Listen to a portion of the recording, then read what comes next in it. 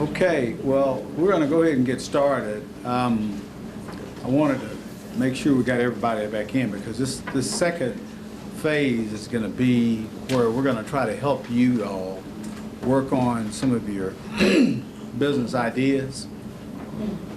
And you know, the first part of what we talked about was new ideas, new entrepreneurial mindset. We talked about new opportunities in the macro environment and in the global environment, and having to think about your business from a supply-demand point of view, developing joint ventures, forming or framing up a mindset that basically looks at where you are and determining whether or not you're in a good place or coming up with ways that you can go north, or either in some cases figuring out maybe you need to go out altogether. And so we believe that it's critical for you to go through this process because Stephen Covey, how many of y'all are familiar with Stephen Covey? Stephen Covey is a professor of strategy, and Stephen Covey basically says that there are 4 quadrants of decision making that all of us are faced with. Quadrants 3 and 4 are decision zones that we have no control over. If the IRS decides to raise taxes, we got no control. We got to pay the taxes or go to jail, right? If the President of the United States decides to go to war, we got no control over that. The quadrants that we have control over are quadrants 1 and 2. Quadrant 1 are the decisions that we make every day to get by.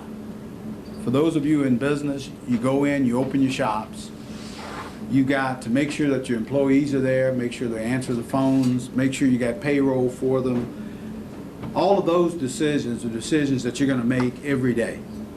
And one of the ways to distinguish a quad 1 decision zone from a quad 2 is to look back a year, 2 years ago, if you've been in business that long, and determine if you were making that same decision every day 3 years ago.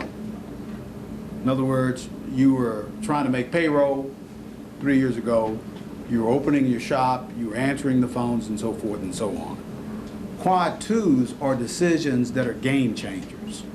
They have to do with the vision, the mission of your company, how to differentiate yourself, how to reorganize, retrofit, re-engineer.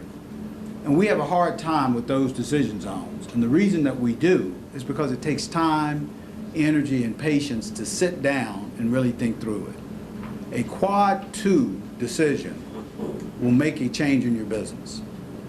If you're in a business and you're saying, I need to develop a secondary core competency, and so I need to sit down and rationalize that out, look at supply and demand factors, look at how fast the industry is growing, find a joint venture partner that I can go forward with, find a bank who will lend me the money, and so forth and so on. That requires a different level of thinking.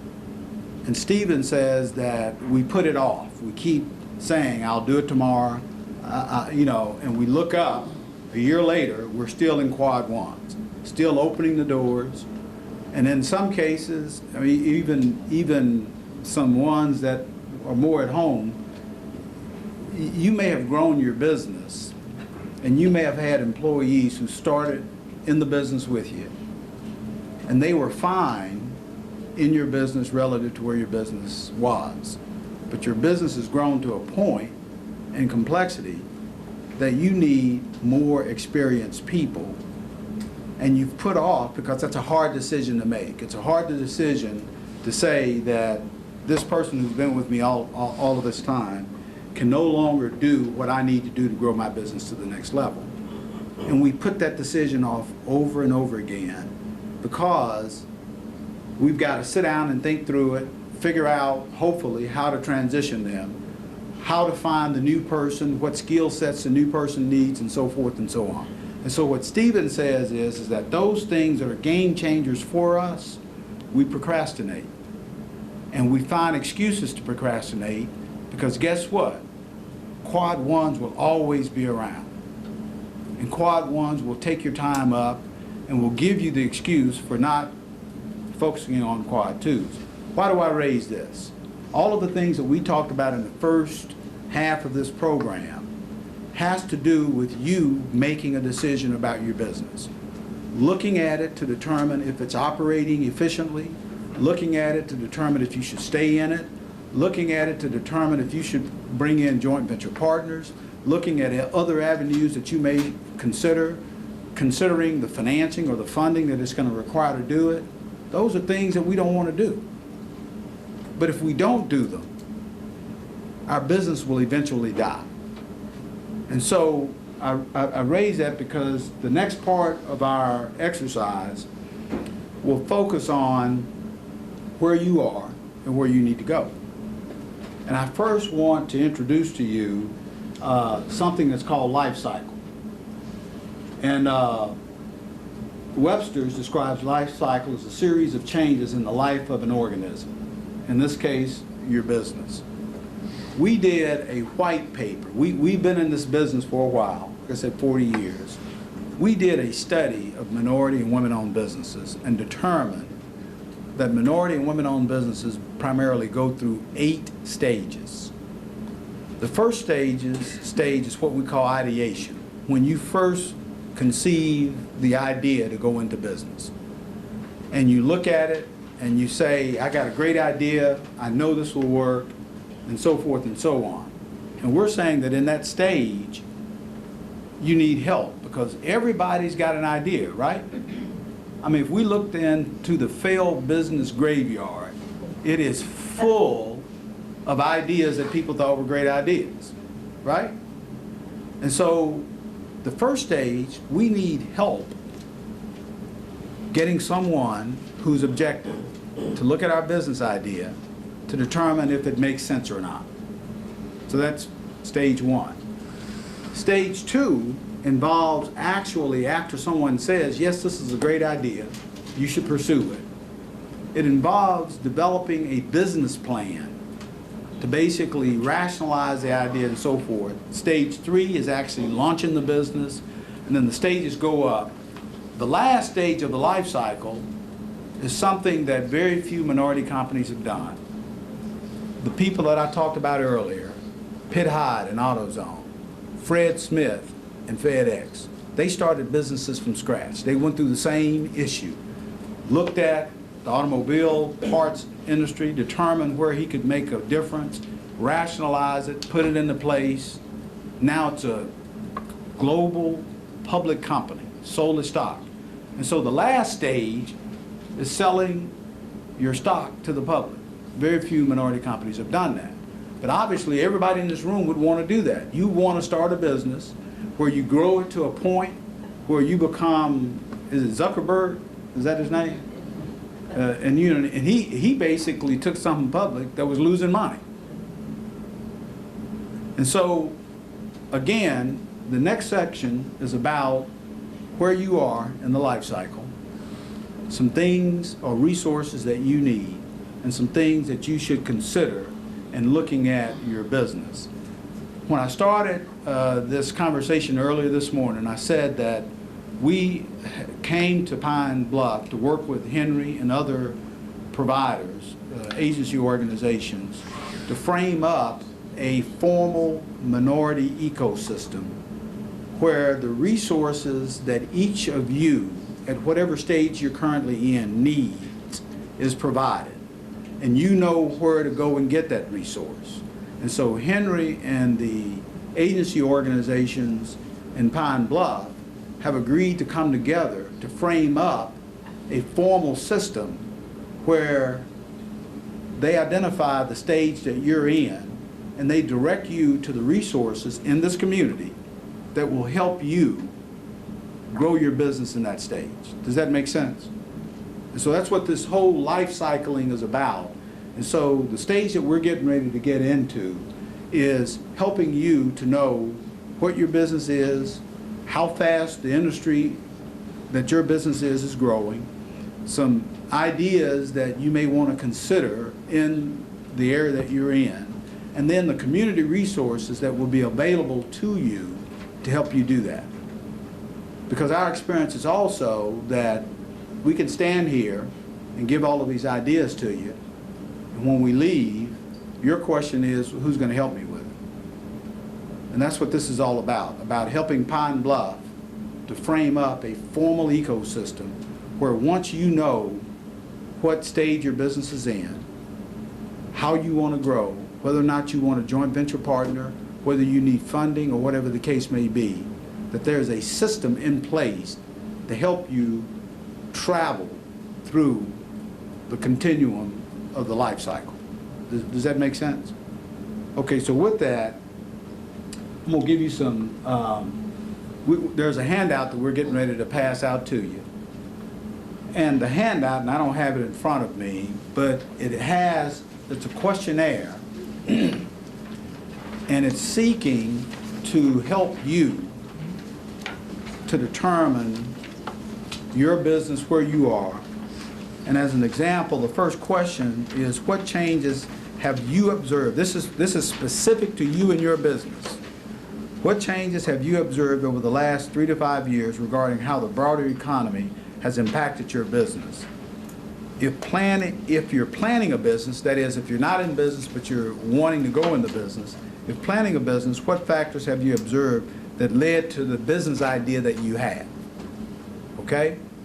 Now, we want you, to the extent that you know the answers to these questions, to go ahead as we're talking and start to fill them out. And what we're going to do is we're going to get copies of what you filled out, and then we're going to give you a homework assignment.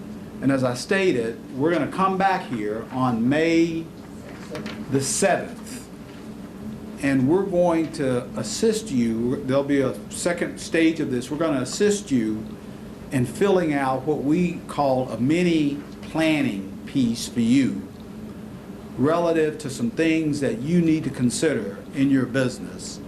And then hopefully by then, Henry and the others have framed up and firmed up this ecosystem, and we'll have community resources to help you go further. Does that make sense? And if I'm not being clear to you, stop me at any point. Okay? All right, so I'm going to share some statistics with you first. These are brutal facts. You know, in Jim Collins' book, Good to Great, he basically says for you to become great, you have to face brutal facts. And one of the brutal facts in this country is that the demographics in our country are changing. I said to you that by the year 2050, America will be a nation of brown people. Non-employer firms, that is, firms that employ no one as a whole, have little to no impact on the economic growth in their communities. My hope is that for those of you in this room who currently employ no one but yourselves, that this exercise will help you grow your business, where the resulting growth will cause you to hire new people and create jobs for the community. Must address challenges that hinder them from growing to stimulate job creation. Now, this is a national statistic. 86, almost 87% of minority-owned businesses are sole proprietorships, or what we refer to as mom and pop businesses. And they have no employees. Their average revenues, total revenues, are less than $33,000. We had stated earlier that the business that we're in is helping minority and women-owned businesses to grow, and we want $100 million plus revenue companies. And the only way to get there is for you to start planning your future, right? Because if there are some of you in the room whose average revenue meets this average, you could actually do better than this by getting a job, right? Because at least with the job, if you made $33,000, you'd have that to take home. If you're generating $33,000 as a business, you got the cost of the products that you bought, you got rent, you got all of these other factors, so you're not taking home $33,000, right? So that's a brutal reality. Now, brutal facts. Here are black-owned businesses. This is Pine Bluff. The statistical data that we're picking up states that there are 55 only 55 black-owned businesses in Pine Bluff who have employees. The information on Hispanic firms was not available. Asian-owned firms, there are 77 firms here with average revenues of $706,000. The black-owned firms' average revenue is $52,000. White female-owned firms, there are 141 of you, and your average revenues are much higher. They're $1,102,000. Now, the non-employer firms, these are the firms that employ nobody. There are tons of them. Black-owned firms, there are 1,100 black-owned firms with no employees, and their average revenue is less than $22,000. So we got a lot of work to do here, right? Asian-owned firms didn't provide that information to us. Female-owned firms, 908 of the 1,100 female-owned firms have no employees, and they have revenues of less than $28,000. Okay? So what we want to do, we want to grow these firms because we got to create jobs, because all of these firms that are non-employer firms, which make up 87% of minority and women-owned firms, don't employ anybody. And to improve Pine Bluff's economics, we need jobs, right? And all of the things that we talked about earlier, about the macro environment, about the opportunity for light manufacturing, opportunities in the healthcare space, opportunities to form joint ventures and so forth and so on, all of that needs to happen to change this picture. Okay, the ecosystem. We're trying to develop a framework to serve the needs of minority-owned businesses in every cycle. We talked about the 8 cycles from ideation all the way to going public. We talked about the 8 stages. Here is, and I'm gonna read this off because I know that print is very small. We're starting an ecosystem in Memphis, and we have started to populate it. Trying to figure out where this light is. Whoa, I did something wrong. What is there a laser on here? Okay, well I'll just point with my fingers. The way this is set up, we talked about the 8 stages, and this is ideation, and this is business case. I'm messing up left and right here. Let's see. This is ideation. This is after you've determined that your idea is a good idea, and someone helps you at this stage, that you need to have a formal business case. And then you need to set up your administration, operation, and infrastructure, funding the enterprise, starting the business, growth optimization, scaling up to regional or global, and then 8 is going public. Now, this is this top rim here that I just explained to you. Here are all of the services that we've determined that minority and women-owned businesses need at each stage. For example, at stage 1, they need industry market research. Okay? They need to research competing products and services. They need to rationalize their ideas. They need someone to say, that's a good idea, it's a bad idea, you're crazy, whatever the case may be. And then they need the technology and inventions. They need all of that for stage 1. And so the services are different for each stage. Here, we're trying to identify the agency organizations in Pine Bluff who provide these resources. Is that clear to you? Again, whatever stage you're in, these are the services that you need. This is where you can find those services. These are the providers here in Pine Bluff. Now, for this sheet, this is Memphis's sheet. These companies on the list, these are community agencies in Memphis that we work with.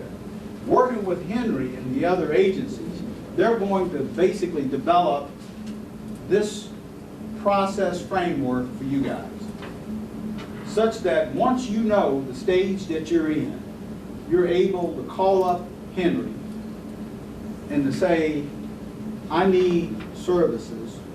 Who do I need to go to for help? and optimally, he will be able to direct you to those community services that help you in this stage.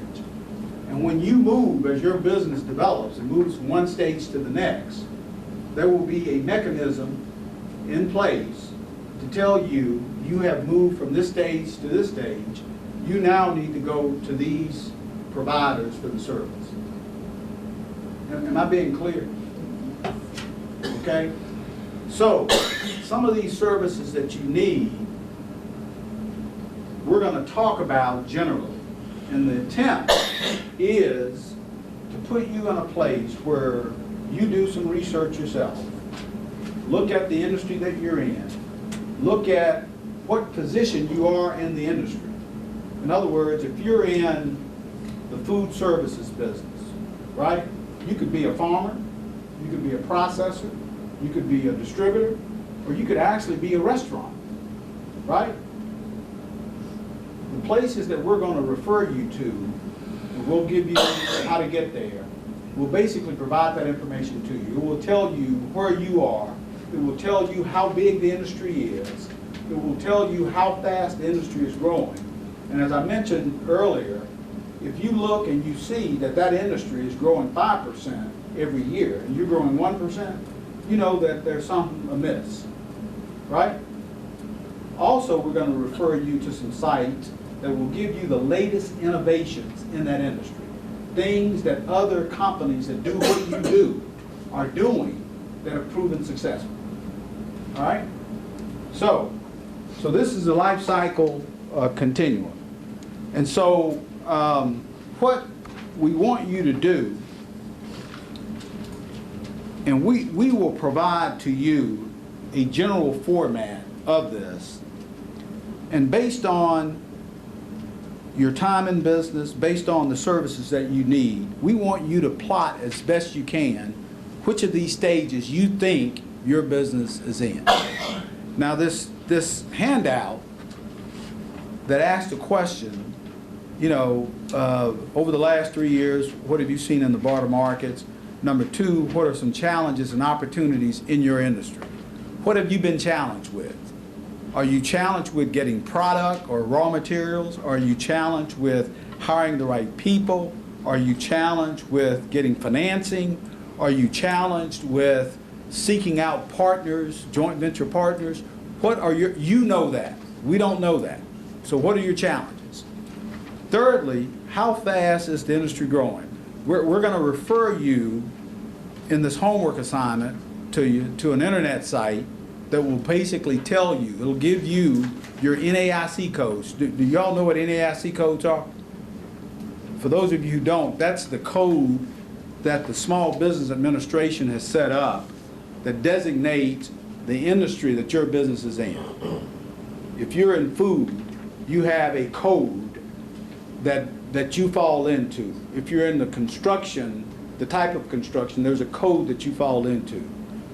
You're able to go to a SBA website and enter this code, and it will pull up the industry, the players in the industry. It will also provide, we're also going to give you a resource. How many of you all have heard of RMA averages, Robert Morris Associate averages?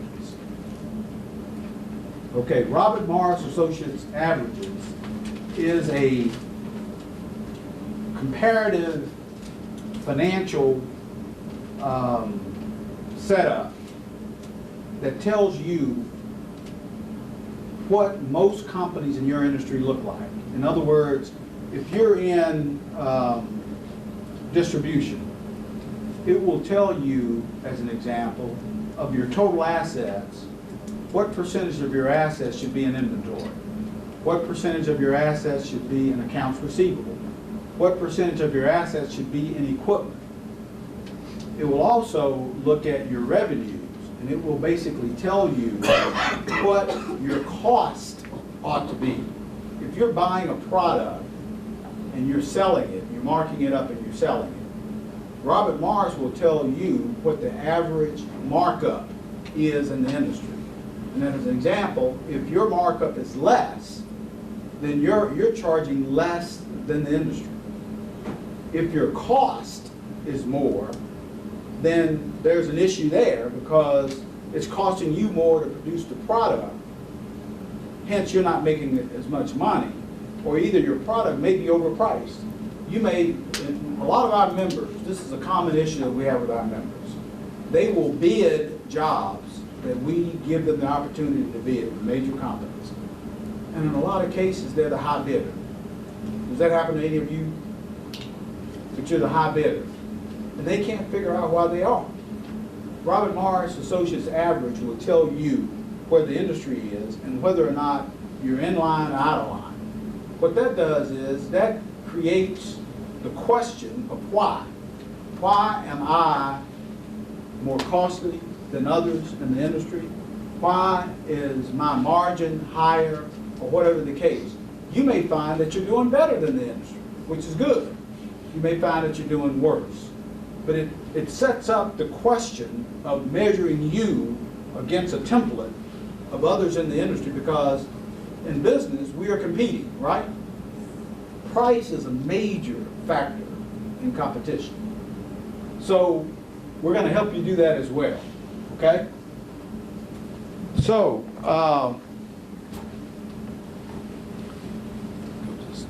this is the life cycle continuum. This is really what we came here to do, to assist Pine Bluff through Henry in framing up this minority business ecosystem where you come into it, you're identified, and resources are provided to you to help you grow to the next level, to help you with your ideation relative to ideas that you may want to consider. Some of the stuff that we talked about this morning, you know, industries that you may want to consider being in, some of the challenges in the industry, and so forth and so on. Okay, Pine Bluff ecosystem. We're in the initial stages of developing the ecosystem. Again, we're working with the ERD and the community partners and the providers. Some of those are here today. We met with them several weeks ago. And what we're trying to do is to develop a portal where you, as a minority or women-owned business, can call into. And we're hoping that this portal will even help you determine what stage you're in. You will provide certain information to them, and then they'll say you're in portal 3. The resources for you at stage 3 is this entity, and this entity, and then refer you to that entity. Our hope is that at the end of the day, we're going to follow your progress as you develop your business and as you grow from one stage to the next. So your homework assignment is really to answer the questions on this sheet. And there. I know. Let me finish with this. Okay, your homework assignment is to basically, to the best of your knowledge, answer the questions on the sheet while you're here today. Some of this is going to require you researching it. And again, the attempt will be to come back at the next class and to basically help you complete this assignment to put you on the right path of whether or not you should stay in the business that you're in, ideas that you should pursue, joint venture partners you should pursue, geographical expansion that you may want to consider, and so forth and so on. Now, we have 2 different sheets. We have a sheet for homework for those of you who are in an existing business, and it basically goes through a questionnaire of what you're doing in your business to basically try to determine whether or not it's a business you should stay in or whether or not you should basically come up with different ideas. There's a different sheet for those of you who are not in business but want to be in business. There are a series of questions that it asks you about rationalizing the idea, looking at others who are in the business. And the hope is that after you've completed your homework assignment, you're going to say to yourself, I'm on the right page, this is a business that I should pursue. Or either, this is a business that definitely I should not pursue, because the answers to the questionnaire are all negative. Okay? So they're going to pass out to you the homework assignment. Those that are starting. Yeah, if y'all can identify, those of you who are looking to start a business, can you raise your hands? They're going to pass you out that sheet. And again, you may want to get both of them. You may be in a business and you may be interested in starting a business. You want to get that, you want to get both of them. But they're clearly identified. Now, Ms. Yolanda, on the sheet, does it direct them to the sites to get? There's some resources on the back. There are some websites on the back. Not the RMA, that's a paid site, but we can work through Henry. If they contact Henry, and we can provide that to him. Did y'all hear that about the RMA? The RMA is an important factor as well. And what we're saying is that the sites that we're directing you to, you don't have to pay for. The RMA site, you got to be a member of RMA, but we'll still provide that to you free. You need to call Henry and ask Henry for the RMA comparative studies for the NAIC code that you're in. Now, we've provided on one of the sheets the NAIC codes, right? Correct. A list where they can go and find out their code. Right.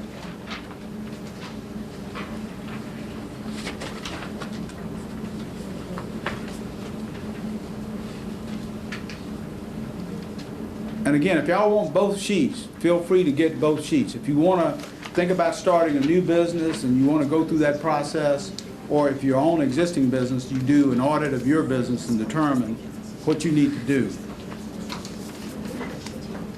So,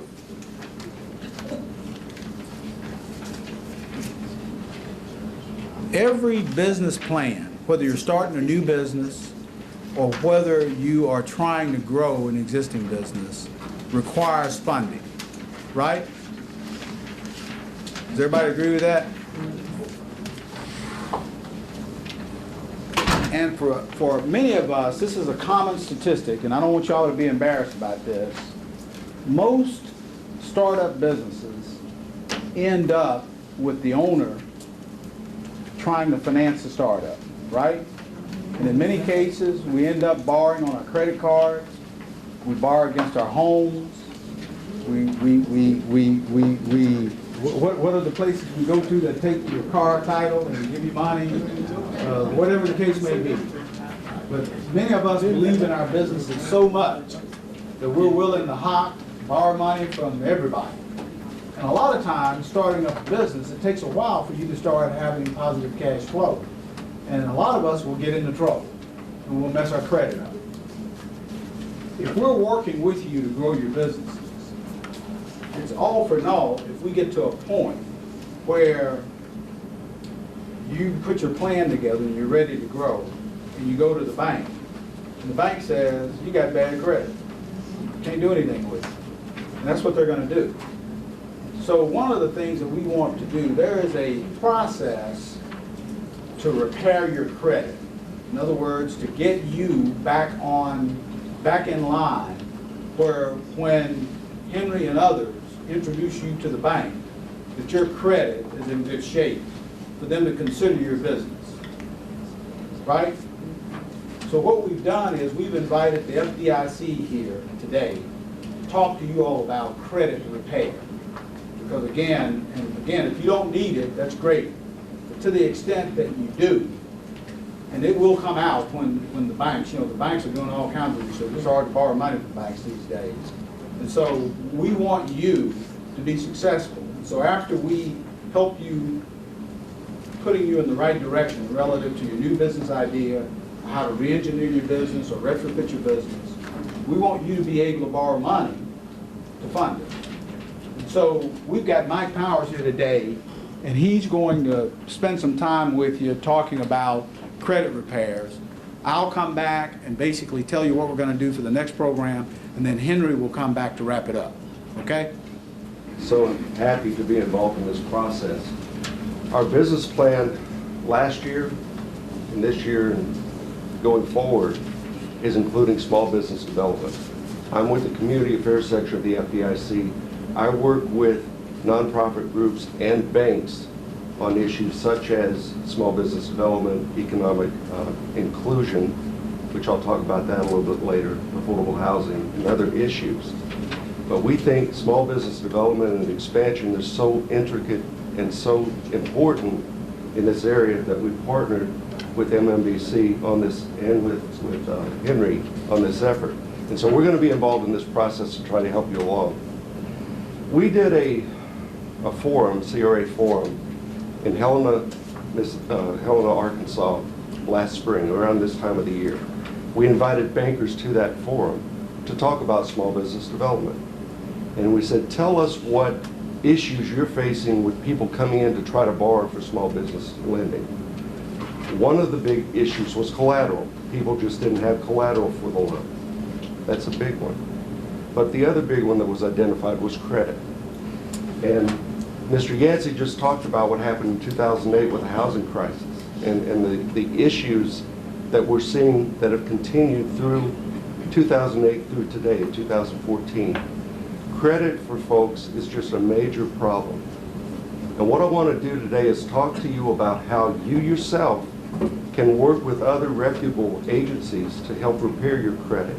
Because the reason you want to have good credit is when you get to that point in stage 4, I believe, in the model, where you need financing. You actually need to do your homework starting at stage 1 and work your way through. But before you even get to that stage, you want to have good credit and you want to clean your credit up if you can to get that. Why?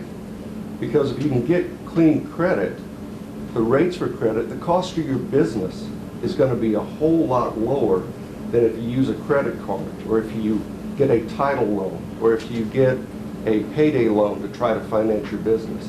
What we want to do is try to get you in a bank relationship and get a comfortable position either with a banker or a non-traditional lender, and we've got some non-traditional lenders in this process that specialize in small business development, small business lending.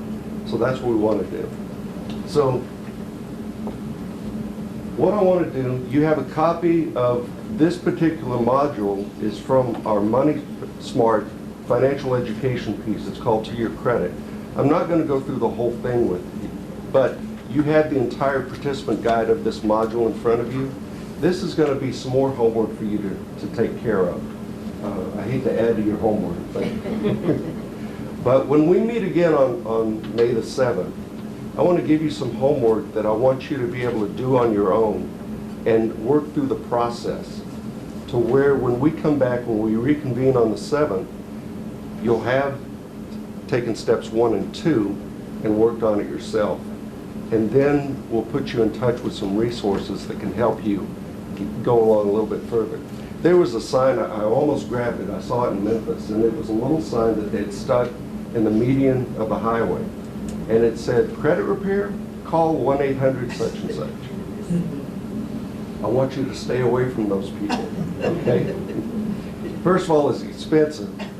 Secondly, they ask for fees up front, and a lot of times what you pay for and what you get in return aren't anywhere near what you paid for. What I'm going to tell you to do today, you can do on your own for free.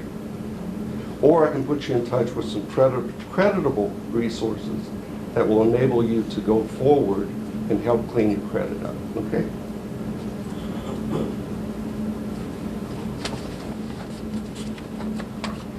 So I just advance this, Yolanda? I'm hoping I pressed the right button. There we go.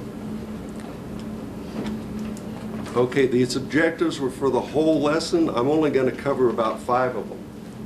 First, describe the purpose of a credit report and how it's used.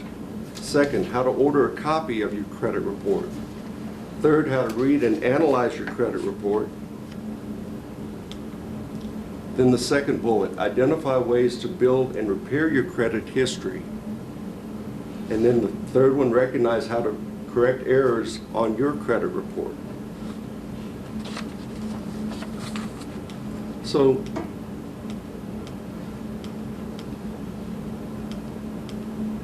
what is a credit report? Well, it's just basically, it's like a report card on your finances for you. It tells who you are, tells how much debt you have, whether you make payments on time, and whether there's negative information about you in public records. These are the three major credit reporting agencies: Equifax, Experian, and TransUnion.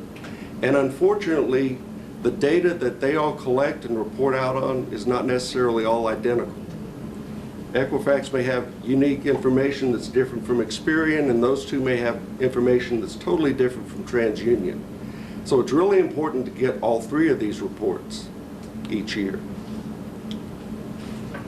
So your credit report contains identifying information on you. It also has your credit history, how well you've paid your bills, any inquiries that have been made on your credit. For example, if you go out and you decide you want to get a new car, and you shop from one dealer to the next, to the next, to the next, and they do inquiries on your credit, it could have a negative impact on your credit report. And then public record information such as tax liens or bankruptcy or anything like that would be contained in your credit report. Here's some public record information: judgments, unpaid tax liens, collections, and bankruptcies. I'm not going to go into bankruptcy. We're not going to go there, okay?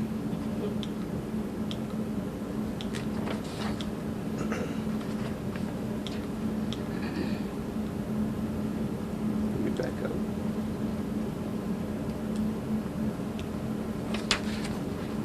So credit reports, ironically, are not just used for credit. How many of you knew that?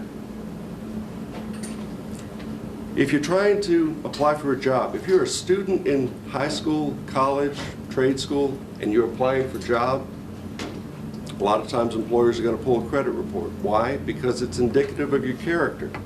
If you pay your bills on time, you're probably going to show up to work on time, right?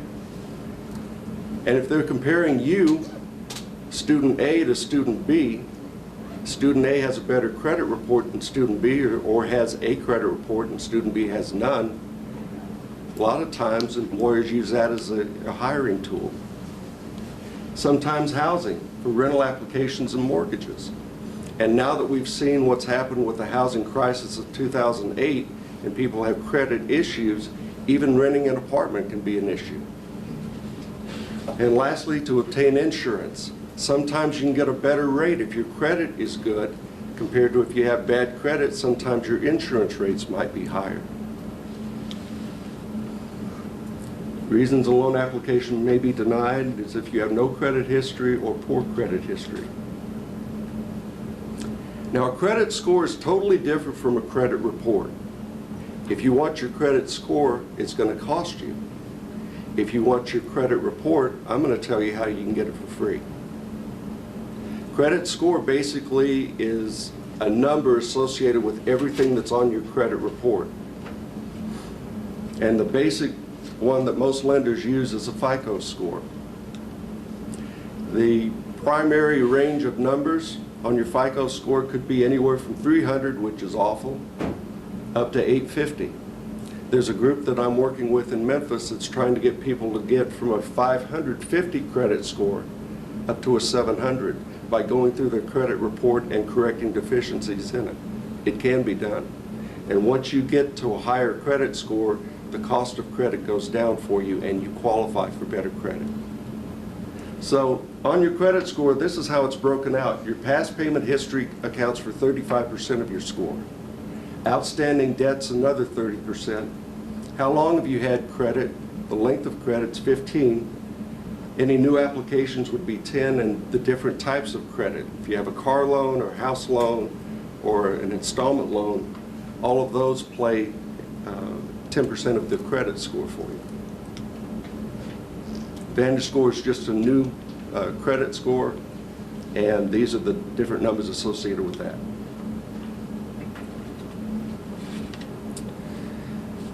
So the higher your credit score, the more likely you are to get a better interest rate. And what does that do for you? It lowers the cost of your business. And you pay less for borrowing money. So you can review your credit report regularly to ensure the accuracy of your information.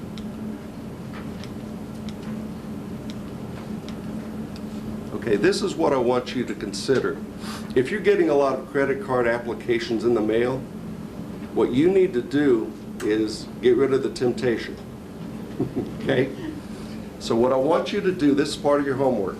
I want you to either call this number or visit the website, and I want you to opt out, which means you're put on a list where they send this to the credit card companies, and your name would be removed from that list to where you don't receive these offers anymore. Okay? So that's part of your homework. So on the 7th, when we come back together, I'm going to ask you, how many of you opted out? So does everyone have that information written down? It's also in your handout.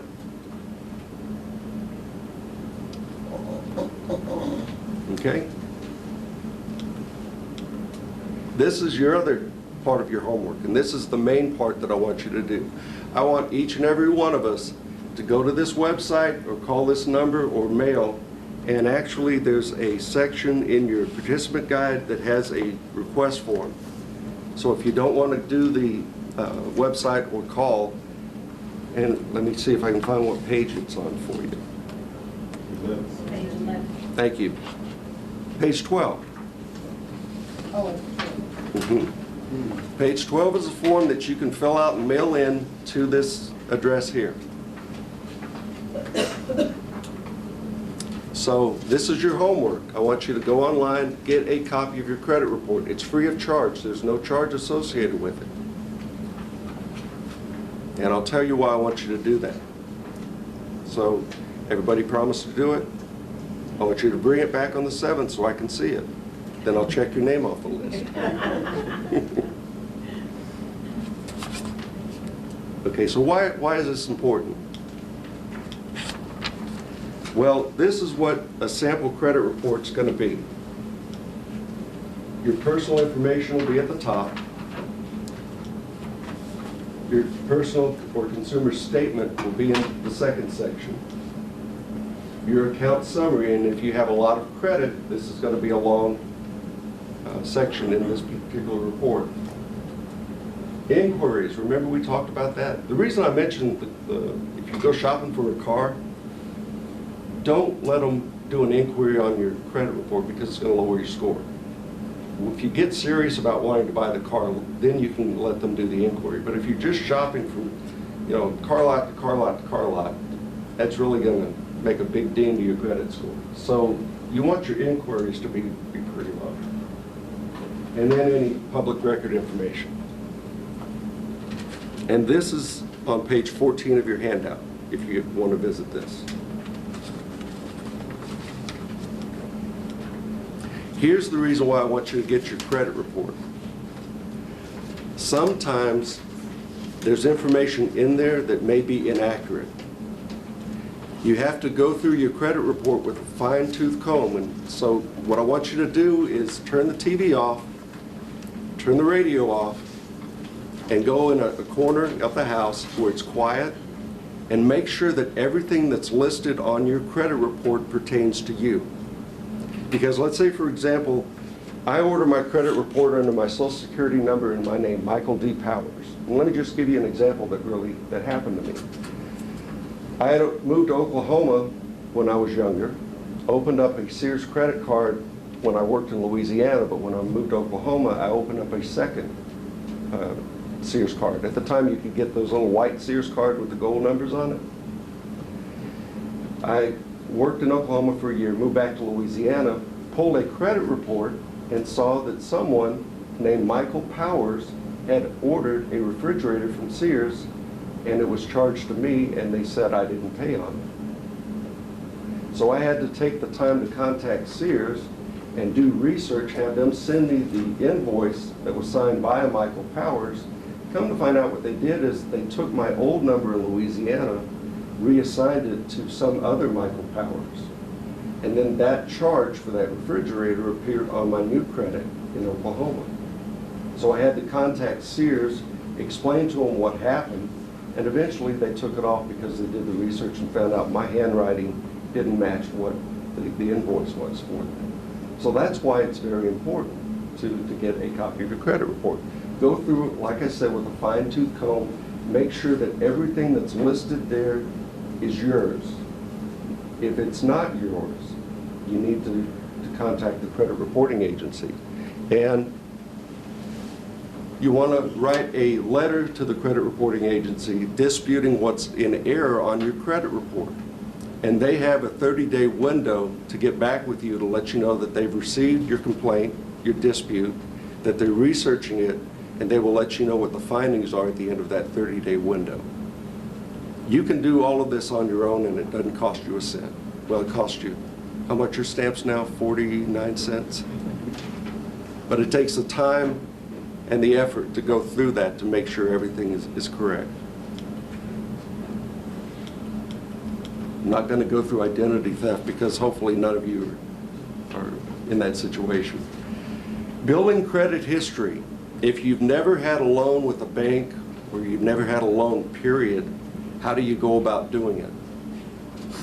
Well, the first, you want to apply for a small loan, maybe a $250 loan. You apply for the loan and you pay it off as agreed. Let's say you want to finance the $250 over 12 months. It's probably going to be about $25 a month plus interest. Pay that $25 probably before the due date, each month that it comes due, and at the end of a year, you've built credit by paying off that $250 loan.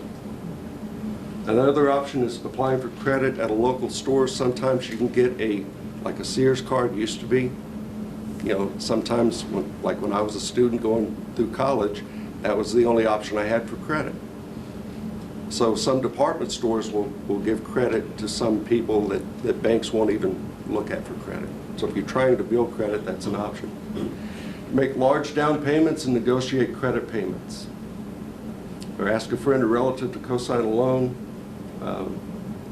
Actually, I'm a friend of Proverbs in the Bible, and that fourth one is a no-no. But if you have to absolutely have credit. This makes very uncomfortable Thanksgiving dinners. Okay? So, if you have to do it, I guess so. But I personally find another way. Use those other three, okay? Building your credit history, pay your bills on time. I know with the economies the way it is, it's tough. But if you have late payments, it's going to be reflected on your credit report. Ask lenders to review utility or other bills to grant you credit. If you've never had credit, sometimes they'll use rent payments or utility payments. If you have a history showing that you paid those bills on time, it's indicative of your character, and it shows the lender that you're willing to pay your obligations on a timely basis. Keep your debt levels low. Make regular deposits into your savings account. How many of you have a savings account? How many of you do not have a savings account? Shame on you.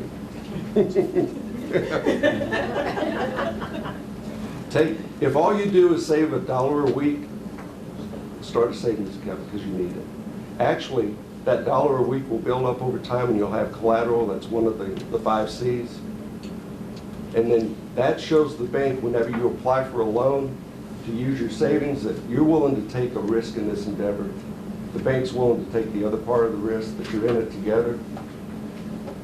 So if you can't, I know it's tough to save. I've got a 24-year-old that I've been preaching to for 24 years on the importance of savings. And I think finally he's coming around to how that's important. But even if all you save is $1, I'd save $1 a day. If you got loose change in your pocket, get an empty coffee can and just stick it in there. That thing builds up over time and you count that out, you'll probably have close to $100 just by saving loose change every day. The reason I bring this up, we've done a survey where it shows that about 12% of Arkansans don't have a savings or a checking account. And one of our efforts is to try to get people to understand the importance. Because if you have a bank relationship, a lot of the bank services you get are much cheaper than what you can get from a payday lender or a pawn shop or a title lender or any of those other entities. So this is your third thing. When we meet on May 7th, I want you to at least start a savings account. Bring your coffee can in here, and I'll bring some rolls, and we'll roll it all for you, and you can take it, and you'll be good to go. When you get your credit report, and as you've gone through it, if you find errors, there's a sample dispute letter. It's on page 16 of your handout. All you have to do if you find any errors is just follow this particular dispute letter, filling in the blank with your situation. Like I said, you send it off to the credit reporting agency. They have to get back to you within 30 days. Once you get that taken care of, they'll remove it off your credit report and your credit score increases. Okay? So get a copy. First of all, get the copy of your credit report. Contact the credit reporting agencies and creditors to report any errors you come across. And we already talked about opting out. Remember that first number I told you to write down?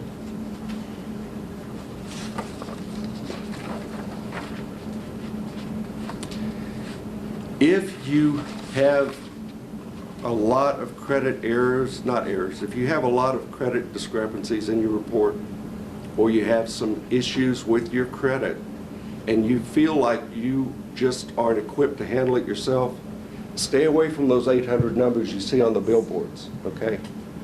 I would say contact Consumer Credit Counseling. They are going to be a legitimate credit counseling agency for you.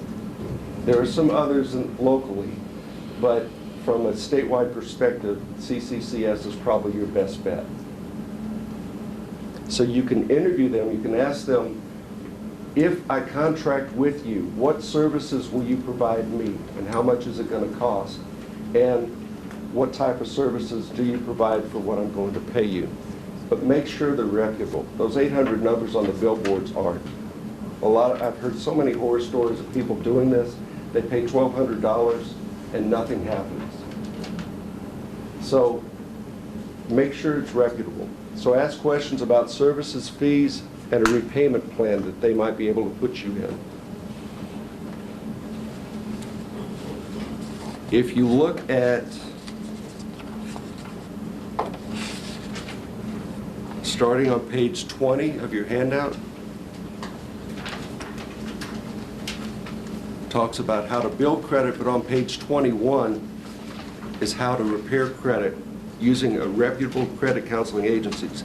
And here are some questions that you need to ask if you're going to go that route. Okay? Make sure they answer these questions. If they're uncomfortable answering these questions, walk out, because they're not going to be reputable. A reputable agency will sit down with you, will go over their fee structure, and will answer your questions.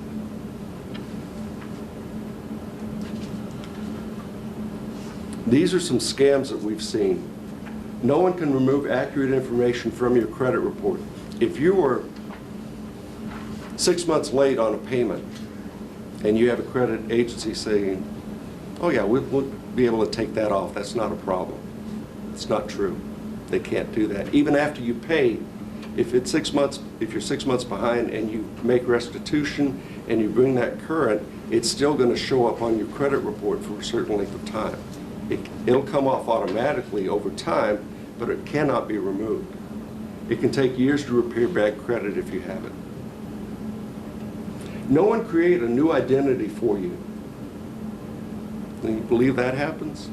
They come up with a new Social Security number and you're John Q. Public overnight. Well, if they're trying to do that, that's not legal, and you get in a whole lot of trouble. We skipped over the portion of identity theft, but that's what it falls under. Legitimate companies provide a service before requesting payment. So Consumer Credit Counseling, ask these questions if you need to go that route. They'll provide the service for you and set up a fee structure after they start working on your credit. And we talked about ordering your credit report yourself. If you have any questions, put it on that card that Mr. Yancey talked about earlier. If you go through this and you have questions, when we meet again on the 7th, I'll be happy to talk to you. But here's the 3 things I want you to do. I want you to opt out if you haven't done so already. I want you to order a free credit report and bring it with you next time. Might even have something for you. Might raffle off something. And then go through your credit report Make sure everything in there is correct. If you find discrepancies, you can do the dispute letter yourself. If you need help cleaning up your credit, if you feel like there are things in there that you're behind payments on certain things, you have to get those current to qualify for good credit. There's no getting around it. So if you're in the process of identifying the type of business you want to start, now's the time to start working on your credit. You can call a creditor, or you can, well, let me say this. If you call a creditor, you can negotiate lower payments or reduced amount outstanding. Make sure you get whatever you talk about in writing from the person you talk to. Make sure they set up a payment schedule in writing for you. And then, let's say you have a medical bill outstanding and it's $1,500. And you negotiate it down to $700. Again, make sure all of that's in writing. The problem that you're going to run into is when you file taxes and the year that that's extinguished, the year you negotiate that. In this case, we went from $1,500 to $700. There's an $800 difference. The IRS requires you to pay taxes on that $800. It's like a gift. And so at the end of the year, the creditor will probably send you a 1099 or W-2 or whatever for $800. So if you renegotiate your credit, that can happen. Don't be surprised when you get the $800 bill in the mail, because that will happen. But again, if you do that, you can do it. I just recommend that you get the name of the person you talk to, you get it in writing, and you get a payment plan in writing that you can work through. Okay. The thing is, what I'm getting at is, if your credit is really something that needs to be worked on, start it today. If you need assistance on working with that, where'd Henry go? I knew he was going to disappear when I started talking. If you need help with your credit, bring it to Henry. He's got resources he can put you in touch with that will assist you in that process of working through and rebuilding your credit. There he is. I just promised folks they can contact you with a credit report and that you'll put them in touch with credit resources, correct? Okay. So again, regardless of what stage you're in on your business, if you're in stage 1, start working on your credit now. If you're in stage 2, start working on your credit now. You want to work on your credit before you get to stage 4 when you need credit. Once you get to that point, hopefully your credit report's nice and shiny and A+ rating, and everybody's good to go. So again, I'll be back on the 7th when we meet again. If you have any questions, I'm not a credit expert, but I can kind of lead you in the right direction like Henry will. We'll lead you to proper resources you need to go to in order to clean your credit up if you need to. But you can do a lot of this on your own. You know, if you've got something that's 6 months late, just call, what you can do is call the creditor and say, look, I want to make payments on this. Maybe you can't pay the $1,500, but you can pay the $700 on that. You can work out an arrangement with them. Now, they'll show it on your credit report that you brought it current. Once you bring things current, that raises your credit score. Can't tell you how much, I'm not a credit expert, but it will improve your credit to where when you get to the point where you're ready to either start your own business or expand your business, and you're looking to hire someone in the community because you're going in this new direction, once you get to that point, your credit costs will go down if you need to borrow money. Okay. Thank you so much. Appreciate your time. Thank you.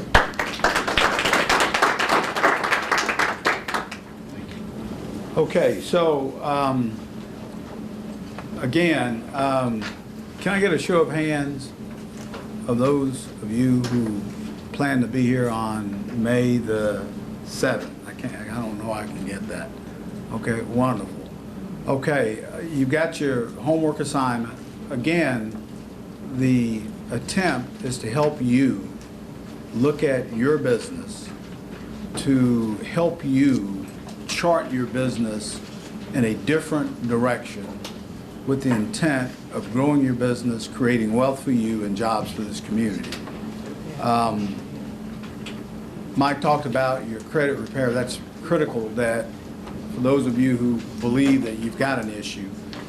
And like he said, even if you think you've got great credit, you need to look at your credit report, because there's identity theft there that you may not even know it's there.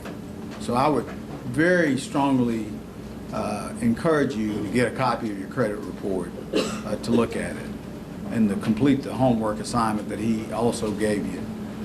We really want you guys to grow. We're assisting Henry in the development of this ecosystem, and it's going to take some time to build. Henry keeps reminding me that he's got limited resources, and so it's going to take the entire community getting this done. Each of you all also has an evaluation about the seminar today. We want to know, because we want to know how to improve on it. But we appreciate your time. Henry's going to come forward. Henry is our market partner relative to the ERD, and he does a great job. All of the agency organizations do a great job. We're just here to assist them to get more done, and we're getting it done through them. One last thing, every year our agency puts on an economic development forum in Memphis. It is a huge forum. We get about 7,000 people coming through. We've got all sorts of seminars. We've got ways for you to network with other major companies. As I stated earlier, we've got about 120 major companies, that the likes of FedEx, International Paper, AutoZone. They're there looking for minority companies to do business with. We want to invite all of you to the forum. The package, if you were registering for the forum, for the entire forum, it would cost you about $1,600. If you go through Henry, we will provide a complimentary package. You just got to get there. We will provide a complimentary package for you to attend the forum at no charge to you. We will also provide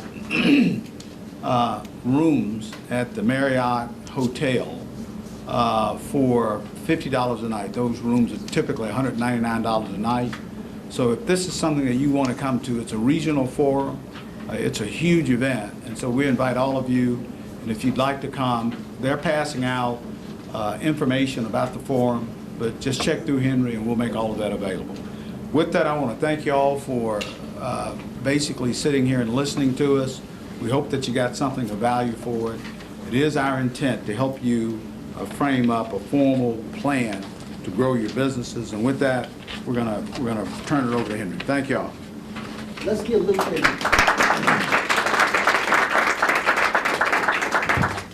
We are so delighted and appreciative of Mr. Yancey and his team and their partnership and their interest in the Delta Regional Authority's interest in Pine Bluff and Pine Bluff area in terms of their investment of time and resources to come and be a part of it, helping us to shape an ecosystem and help you grow your businesses. And so we can't thank them enough for their time and their effort.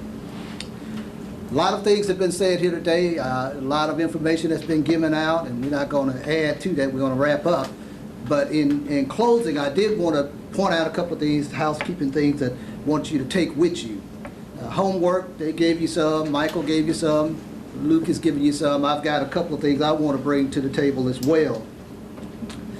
He mentioned the Blue Ocean strategy, and certainly for those of you who have smartphones and smart apps, there's an application out there for the Blue Ocean strategy. It's called Blue Ocean Strategy Visualizer, that'll allow you to actually go through and do that Blue Ocean strategy piece on your smart device, on your iPad or whatever. So you want to think about that. Also, as we think about it, Luke and I have talked about this as well, but at some point we might look at maybe as a subsequent thing to the May 7th piece, maybe even if it's just ERDC doing it, but the business model canvas is something else you want to think about, because it allows you to graphically look at your business and look at it in terms of your value proposition to the marketplace, in terms of where you are really at. And all of this adds on. It's not taking away, it's adding on and building from. And then for those who are in the ideation stage, you want to think about, there's a book that I really recommend and have read several times myself, but it's called Where Good Ideas Come From. And as we think about idea generation, we get ideas all the time, and ideas are around us all the time. It's just how we capitalize on those ideas and move them forward and advance them in the marketplace. So Where Good Ideas Come From, it's a book that I would highly recommend that you take a look at as you leave from here today. The other piece is, I want to remind those that attended last year, we did this kind of forum last year, and I made a promise to you guys that we would try to be more impactful in terms of our minority business outreach that we do, and that it would add on as we go forward, and that we really were looking to build. It does us no good to do these seminars, Pat, if we're not adding value to people. Nobody want to spend half a day in a seminar and just be made to feel good. We want you to take away something, and all of this homework, all of this process that Luke and his team has gone through in terms of preparing their presentation today, has been to add value to you. I'm getting older, and I don't have a whole lot of time for wasting time, and I don't want to waste your time, so we want to add value to what we're doing. And so I'm glad that you stuck with us and came back for this round. One of the ways we do that is we do that through constant contact with you and engagement with you, and so forth is the reason why we came up with the Business Support Incubator system here. And you talk about a portal. We see ourselves as a portal, particularly for minority businesses, and so that's why we're here. And part of that structure and the way we do that is we make available access and tenant-based access to our services. And so we've got certainly for those who need space, we got space within our facility that we make available space. But for those that don't need space, say you're a contractor or you're somebody that just need to be in the know and plugged in to systems like Luke is talking about and those that we have here.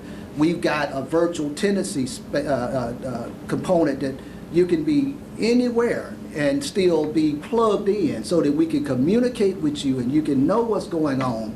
And so for those that would be interested in that, certainly again, see us and we can talk about that. All of that is part of what is necessary to grow your business. You can't be siloed, you can't do it alone, you gotta be a part of a system, and we think we've got a system. And so the ecosystem that we are referencing is, again, building on that. And then again, we don't have the resources that, he made some good points that are even relevant to my organization. As we get more and more advanced and as things go on and time moves on, we're having to look at how we do business. We're having to reshape how we engage with people. We don't have funding at the level perhaps that we once had it. And so now we have to think more strategically around how we bring people together, and what is our strength and what is our weakness, and what do we need to do, what can somebody else do as a partner better than we can do. And so I think we do some things good, and I think we provide access, and so we're looking at that. So don't think that this is just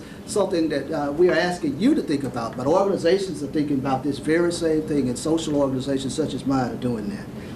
And so then the last thing, the next thing I want to bring to your attention is that we want to acknowledge the stakeholders who came out and showed up again today to be a part of that, and actually going to speak on two of those stakeholders' behalf because they had to step out. One is the credit union. Hope Credit Union is a partner, again, another one of our close-in partners that we have an actual partnership agreement, memorandum of agreement with them around helping us to provide services to this underserved marketplace. And we've got a lot of projects on the slate, and we're working through a lot of those projects with Hope and Hope Enterprise Corporation, the parent organization of the credit union. And so they had to step out, but they're here. You talk about savings accounts. We, right downstairs in the facility here, you can go down there now and they can accept you in as a member and establish savings accounts, credit accounts, and things like that for you. So that's available right here. And then Simmons Bank was here as well. Al Lowry was here representing Simmons First National Bank. Simmons is certainly a stakeholder in this community and a partner, and actually right across the street as well. And so they had to step out, but they're here. And so then I wanted to give those partners that are stakeholders that are remaining an opportunity to at least greet the crowd and say something if they would like. So we'll start with the City of Pine Bluff. Ms. Rory Walker. Good morning, everyone. My name is Lori Walker. I work for the City of Pine Bluff Economic Development Department. I've enjoyed the presenters this morning, and we are a committed partner with ERDC in this process. Thank you. Axiom. Thank God for having us. My name is Russell Hampton. I'm with Axion, Arkansas. We're a nonprofit micro lender that does loans all over the state of Arkansas. For startups, we can do loans in the range of $500 to $50,000. So whether it's small or a little bit larger, we can handle it. And then we can do for more seasoned companies loans in the range of $250,000. Our bread and butter is really the smaller companies, the smaller loans, $100,000 and below, $50,000 and below. So definitely appreciate y'all having me. If y'all need any information, please come talk to me after the seminar's over. Great. And then last but not least, Ms. Pat Brown with AEDC. Good morning. I'm sure that all of you have really enjoyed the presentations today. I have thoroughly enjoyed it. Looking forward to the next meeting and everything. Mr. Yancey, and he talked about his workshop, the forum that they have members. We've gone for the last 3 or 4 years. It's wonderful. So if you get an opportunity to attend, please do so. But I am Patricia Nunn Brown, Director of the Small and Minority Business Program at AEDC. We administer the Minority Certification Program, as well as we have a Minority Loan Mobilization Program. So we are definitely looking forward to working with Mr. Gillette and the project here in Pine Bluff and able to do anything that we would be able to do. Also, I'd like to acknowledge Anthony Armstrong, who works on our staff. He is our business analyst that administers our Minority Loan Mobilization Program. Thank you. Again, we're thankful for our stakeholders that are here, and I will mention one other thing. We do also have a little revolving loan program that we offer. It's a partnership with the City of Pine Bluff. It's actually provided as a microloan format, and actually partnered with our community bank, Reliance Bank, to make that available. So there are resources available to help you move forward in the marketplace. That's really what I want to say. I want to also give an opportunity. I know we are really doing this, and we're talking about minority business development and how it fits in, but we do have some other things, and this is a part of what we're doing that dovetails into some other areas that we are working on with regards to community economic development. One of those have to do with heritage tourism and that whole piece around that industry for Pine Bluff. And many might not know, but Pine Bluff has historically had a very prominent place with regards to minority business. And so we're really going back to reclaim the glory of the latter years with regards to what we're trying to do here now. Pine Bluff has always had that.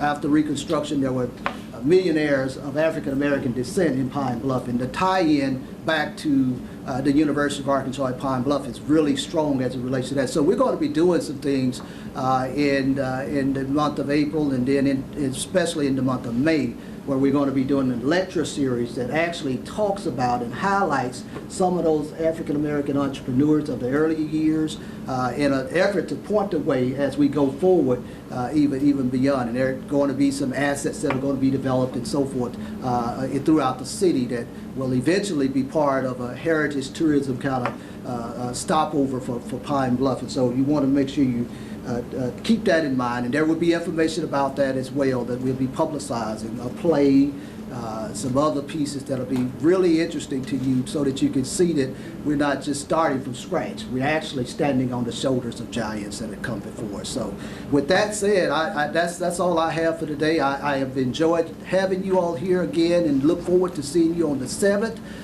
We will be moving forward, I think, in the agenda, but at the same time, for those that you might know that are not here today, that should have been here today, we still will have room to receive them on the 7th, and we'll do a recap at that time and carry it forward. So with nothing else having to be said, Again, I thank you for coming out today.